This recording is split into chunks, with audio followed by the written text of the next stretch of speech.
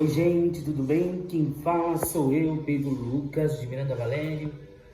Eu vim aqui para falar sobre a opinião da música. Aue, a fé ganhou, do Marco Teles, com a participação da Ana Heloísa, que gera muita polêmica, muita crítica e muito debate. E antes de qualquer julgamento, ela precisa ser ouvida através da leitura e da escuta e da palavra, certo? Essa música fala sobre queda e acolhimento. Com folhas é obter como se deve cair. Isso mostra vulnerabilidade, humanidade, limite. Logo depois vem a imagem mais forte do Evangelho. Vão os estendidos que se levantam, dizendo: aqui é o seu lugar. Isso mostraria assim que tem roupas sujas, birras e imperfeições. E apesar disso tudo, isso é evangelho puro. O evangelho que a graça não exige maquiagem para se aceitar.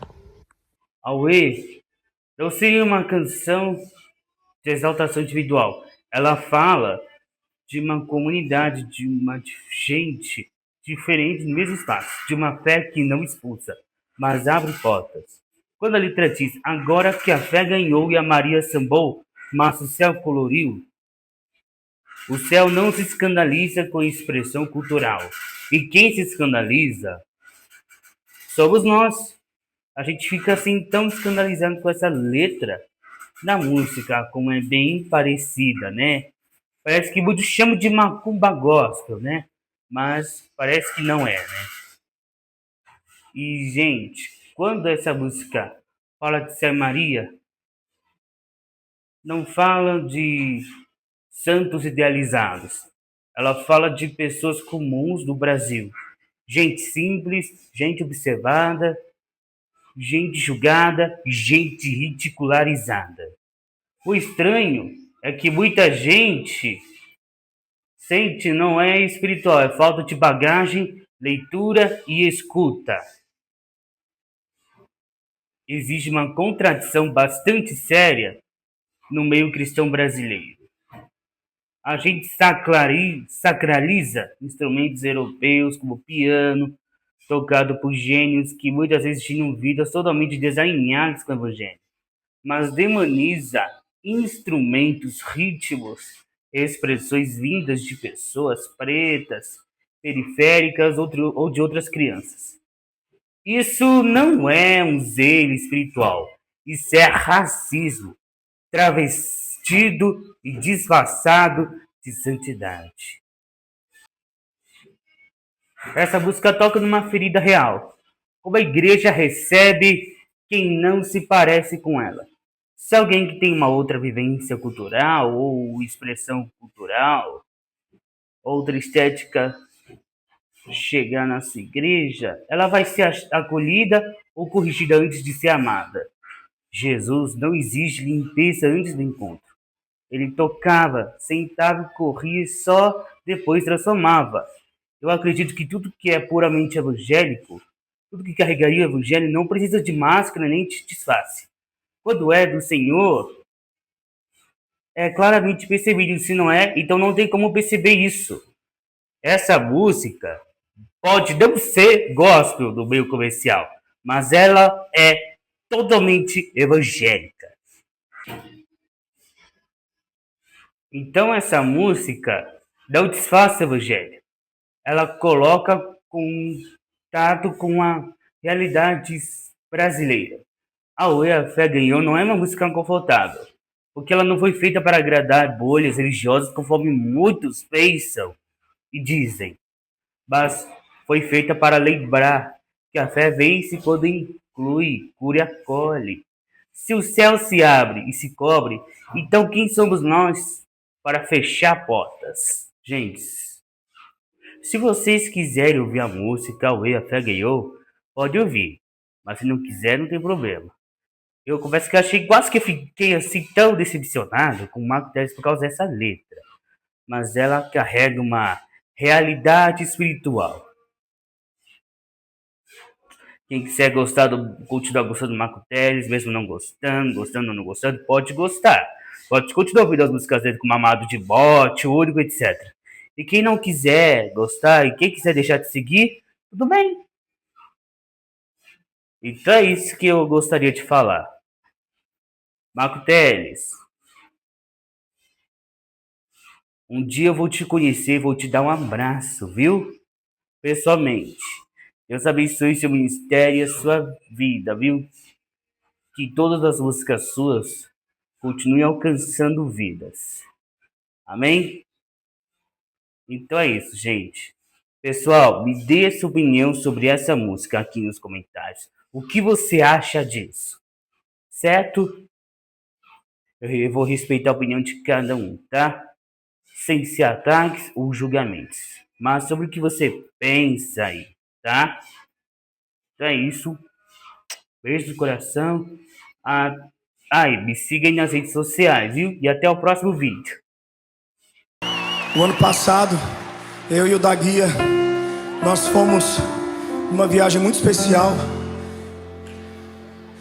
e conhecemos ali na Bahia, conhecemos um centro cultural dos Pataxós. É um lugar onde eles estimulam e preservam a cultura original dos Pataxós. E ali a gente teve um dia inteiro de experiência, foi maravilhoso. Aprendemos um monte de coisa, dançamos com eles, comemos com eles, celebramos a Deus com eles. Em um determinado momento, um dos responsáveis lá, um dos pajés, disse o seguinte: agora vai começar o nosso Auê. E explicou pra gente: Auê em Tupi-Guarani é festa. E quando ele falou isso, eu disse: eita, Daguia, tem que ter uma música que a gente vai fazer, que o refrão dela a gente grite Auê. É o jeito do brasileiro fazer festa por aquilo que de mais precioso já poderia ter acontecido, que é a nossa salvação. Então, gente, Auê não é uma palavra aleatória, não é iê, iê, iê, não é uou, uou, uou. Auê é um grito de identificação entre nós. Auê é um grito brasileiro. Auê é uma identificação com a nossa própria cultura. Auê é a gente dizendo: pode encher o mundo todinho de iê, iê, iê, mas quando chegar aqui vai ser Auê. A glória de Cristo inunda a terra toda. Não é só o norte da América, não é só a Europa, não é só o Oriente. A glória de Cristo inundou também o Brasil. Alcançou gente de toda tribo, língua, povo, raça e nação. E do nosso jeito nós vamos celebrar esse feito absurdo, que foi a majestade querer, desejar dentro dos seus salões reais gente misturada como nós. Ninguém sabe se a gente é filho de africano, ou se é filho de europeu, ou se é filho de indígena. É uma mistura, é uma feijoada, é um negócio que ninguém... Os africanos não querem assumir como pai, os europeus não querem assumir como pai, sabe? Os indígenas não querem assumir como pai. Isso é brasileiro, é alguém que não tem uma figura paterna para assumir. Mas é nesse momento que Deus chega e fala: Auê! É nesse momento que Deus chega e faz o que Ele faz de melhor. Ele adota e chama de filho aquele que antes era brasileiro, que é função, não é nem nacionalidade do ponto de vista, sabe assim, da palavra. Ferreiro, pedreiro, brasileiro. Brasileiro era um nome oferecido para as pessoas aqui na pátria da gente, que nasciam, enfim, fruto de misturas raciais, e que daí ninguém assumia como filho. Eles ficavam ali para fazer qualquer bico. Então eles eram trabalhadores. Tem negócio para fazer aqui, chama um brasileiro aí. Um brasileiro, um cara que nasceu no Brasil e é um trabalhador. Mas aí Deus vem e nos chama de filhos. E eu acho que é por causa dessa necessidade de uma figura paterna para assumir a gente, que a gente fica o tempo inteiro querendo se parecer com algum pai poderoso e forte, para ver se ele aceita a gente, adota a gente. É por isso que a gente fica o tempo inteiro tentando parecer, por exemplo, com a cultura norte-americana, que é para ver se o norte-americano olha para a gente e nos aceita. É por isso que a gente fica tentando ser meio europeu na igreja, que é para ver se os europeus olham para a gente e aceitam a gente. Mas irmão, não tem como disfarçar muito tempo não. Uma hora ou outra vai acontecer um auê, e a gente assusta o europeu, a gente assusta o norte-americano, assusta todo mundo, porque a gente é auê, a gente é a festa do Brasil, a mistura de um povo que tem cultura, que tem raça sim, que tem vida, que tem poesia, que tem tanta coisa linda.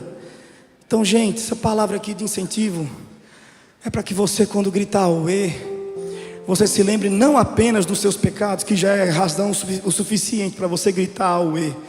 Ou você acha que eu compus essa música, escrevi essas frases, por que mais teria sido? É porque eu sou um pecador, e me surpreendo sempre que eu me lembro que Cristo me quis. Me surpreendo sempre que eu me lembro que Cristo se entregou em favor de mim e dos meus. Mas uma razão a mais para você gritar auê, para além desse pensamento dos seus pecados terem sido insuficientes diante do desejo de Deus em redimi-lo e tê-lo como filho, além desta razão, que já seria o suficiente, você ainda pode celebrar esse grito de auê como um grito de alforria. Eu não preciso mais me parecer com ninguém além de mim mesmo. Eu não preciso mais ser outra coisa senão eu. Deus me ama e me tem como um dos seus filhos adotivos. Entrei na casa auê. Auê, dança na ciranda da fé que te abriu as portas. Auê, solta tua criança até explodir em glória. Auê, dança na ciranda da fé que te abriu as portas. Auê, solta tua criança até explodir em glória.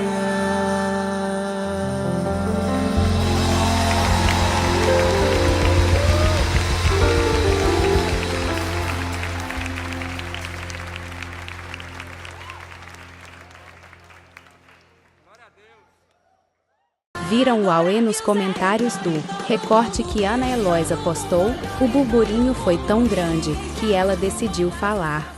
Antes de prosseguir, eu queria só deixar já avisado que eu não vou aqui analisar verso a verso, trazer o significado verso a verso da música de auê. Eu meio que já fiz isso, comentando a estrofe, né, presente no vídeo, num comentário fixado lá no post, né, então já deixei todo o significado dessa estrofe e da música, né, então eu acredito que se você ler o comentário e ouvir o álbum do Grande Banquete completo, você vai compreender que o entendimento dessa música é, na verdade, muito simples, né.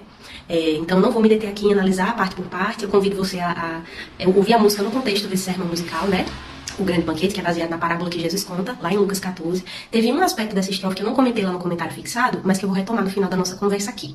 E aí, como eu disse, o que eu quero trazer são algumas considerações, algumas provocações e um convite para vocês no final dessa sequência de stories. Mas começando pelas considerações, lendo os comentários, me chamou muita atenção, né, a maneira como algumas pessoas fizeram ataques quase pessoais a gente, né, a mim, a Marca, da Guia, que foi o produtor desse disco, pessoas que não nos conhecem, que não têm qualquer relação com a gente e que, além de julgarem a nossa fé, a nossa espiritualidade, elas não acreditam no que a gente fala, né? E aí, tem um versículo lá em Coríntios, quando Paulo está falando sobre o dom do amor, que ele fala assim, que o amor não suspeita o mal. Infelizmente foi algo que eu vi muito nos comentários, né? Pessoas descaradamente falando que a gente estava mentindo, ocultando um significado, né, real da música. Algumas pessoas até falando assim sobre nossas roupas no DVD, sobre os brincos, sobre os colares, sobre as pulseiras. Eu estou com um brinco de miçangas, porque eu gosto muito. Esse inclusive foi feito por uma amiga minha missionária lá de Manaus. Tem outros artistas no DVD que estão com artesanatos parecidos. Eu queria só deixar claro aqui que o candeeiro mal combina a roupa quando a gente vai fazer show. Às vezes a gente fala um dia antes a roupa que vai, quando fala. Então assim, mas é feita toda uma leitura maldosa mesmo, preconceituosa, presunçosa sobre a gente com base nesses e outros elementos. Então, isso me assustou muito. Eu entendo que o pano de fundo desse incômodo, né, que algumas pessoas julgam ser um incômodo espiritual, né, é um incômodo que pode ter muito mais a ver com uma questão de paladar musical, paladar cultural, né, paladar teológico, se é que eu posso colocar assim. Então, sabe quando você começa a tomar café sem açúcar, e você está no início dessa transição e você não suporta o gosto do café, depois você vai se habituando, mas no início aquilo causa um estranhamento? Eu entendo que colocar novos sabores e cores na música cristã no Brasil causa esse incômodo, porque nós estamos acostumados com um tipo de música das nossas igrejas que é muito diferente disso. E esse tipo de música, considerado música congregacional, música cristã, música para a igreja, tem um porquê. Quem me acompanha aqui há mais tempo sabe que eu sou envolvida com missões, é um assunto que eu estudo já há alguns anos, tenho uma vivência também em campo missionário mesmo, em campos diversos no Brasil. E quando você vai estudar sobre isso, ou você vai ter contato com pessoas, né, você percebe que a gente ainda sofre com uma herança de um modelo missionário que teve seus equívocos no nosso país. Então, resumidamente, quando muitos missionários, né, ali do Norte, América do Norte e Europa, vieram para o Brasil com a intenção de trazer sim o evangelho, de pregar a palavra, de falar de Cristo, eles trouxeram, junto com essa mensagem, que é global, é para todos os povos, eles trouxeram um pacote cultural a ser reproduzido. Você já parou para pensar por que que um pastor de uma igreja, por exemplo, no sertão, aqui do Nordeste, né, uma região quente, seca, por que que um pastor de uma Assembleia de Deus no interior precisa usar um terno, precisa usar uma roupa social com um tecido quente, nada adequado para o seu clima, né? Você já parou para pensar por que que a gente usa determinados instrumentos, né, nos nossos cultos, né? Você já parou para pensar por que que o nosso culto tem a liturgia que tem, por exemplo, né? Por que que nossos sermões são sermões de 3 pontos e aplicações, e não sermões mais baseados em narrativas, em histórias, em contação de parábolas, por exemplo? Por que que os nossos cultos têm o formato que tem, né, majoritariamente? A razão disso, do nosso culto, nossa estrutura de igreja, né, nossos templos, parecerem muito mais com igrejas europeias ou as novas churches, né, como igrejas americanas, tem muito a ver com essa herança missiológica, né, dos missionários que vieram aqui terem a sua cultura, né, e talvez por ignorância fazerem com que os brasileiros associassem a sua própria cultura como algo que era ruim, como algo que Deus não se agradava. Então isso está incrustado no nosso imaginário de uma maneira que a gente não percebe, não observa, não tem um olhar crítico, não passa por um crivo teológico, bíblico, né, e acha que as coisas são assim porque são assim. Porque Deus definiu que tinha que ser assim. Então, isso fez com que o cristão brasileiro desprezasse a própria cultura do seu país. E falando sobre o que gerou mais burburinho nos comentários, sobre o Zé e a Maria, né, da música Auê, que a gente já falou, já deixei no comentário fixado, que o objetivo foi se referir a um Zé e uma Maria qualquer, pessoas comuns no nosso país, né? Quando você ouve o álbum Grande Banquete, isso fica muito claro.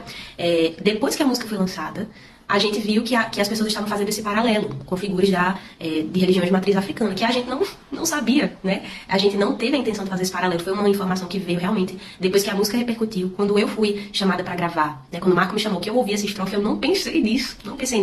Mas teve um comentário que falou assim, que nós precisávamos nos arrepender por termos nos referido a personagens de outra religião. E aí eu pergunto, se tivesse sido essa a intenção, né? Que não foi, mas se tivesse sido essa, de buscar criar uma ponte com pessoas que creem dessa forma, né? Para dialogar com elas sobre o Evangelho, se fosse isso, nós precisaríamos nos arrepender? Então, Paulo, lá em Atos 17, no Areópago, ele também precisaria se arrepender, porque ele evangeliza os gregos citando um poema, né? Que tem referência a Zeus como o Criador. Paulo pega exatamente esse poema, essa narrativa, e aplica para evangelizar os gregos, usando outra divindade, uma divindade pagã, que nada tinha a ver com Deus cristão, que nada tinha a ver com Jesus. Então Paulo também precisaria se arrepender quando ele fez esses movimentos, né, de pegar elementos da cultura religiosa de outros povos para dialogar com eles, para evangelizar eles. Então esse incômodo que algumas pessoas têm tratado como espiritual, de discernirem no espírito que a música não trazia algo bom, às vezes não é o seu espírito, né? Às vezes é a sua bagagem de vivência na igreja, que nunca viu algo assim, que vai estranhar e vai interpretar como errado, e isso fere a sua consciência.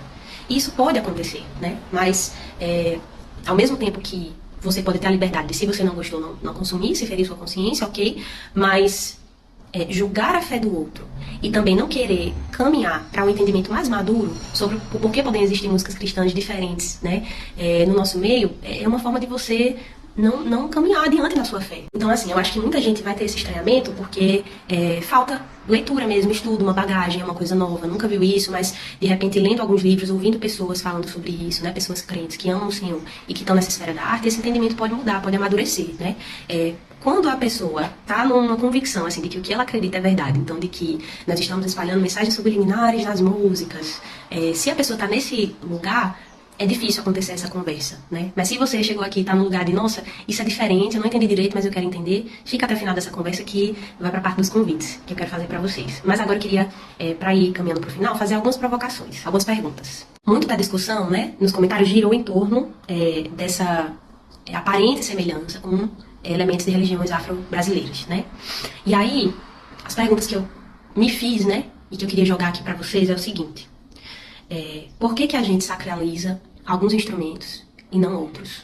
Por que a gente sacraliza um piano que foi tocado por músicos geniais, mas que tinham uma vida nada pura, nada santa, mas a gente demoniza instrumentos tocados por pessoas que têm suas crenças diferentes, né, mas que têm uma cor de pele específica, né? Então a cor que ela mostrou é a cor da pele. Essa música toca o dedo na ferida do racismo. Se alguma pessoa, né, que tem essas crenças chegar na sua igreja, como é que ela vai ser recebida? Se você trabalhar com alguém aí no meio da sua profissão, se tiver na sua equipe de trabalho alguém que tem outra fé, né, e fé dentro desse espectro dessas religiões, né, de matriz afro, como é que você vai se relacionar com ela? Como é que você vai falar de Jesus para ela? Qual é o olhar que você vai ter sobre ela? Como é que você enxerga essa pessoa? Você consegue ver a imagem de Deus nela? Apesar das diferenças que vocês vão ter, né?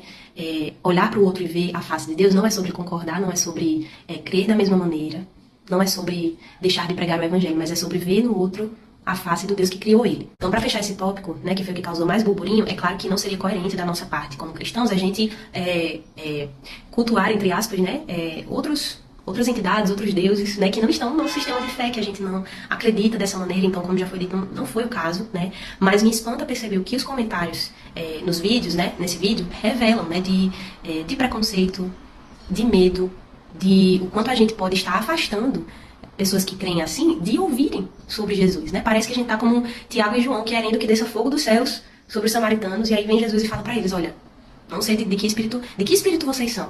Porque não é assim que o Pai trabalha, não é assim que Deus trabalha. E outra discussão que apareceu foi assim, algumas pessoas comentando: isso aí não é um louvor nem adoração, é uma música. E como música, funciona. Ou então pessoas dizendo: isso até é um louvor, mas não é adoração. Isso é música, mas não é hino.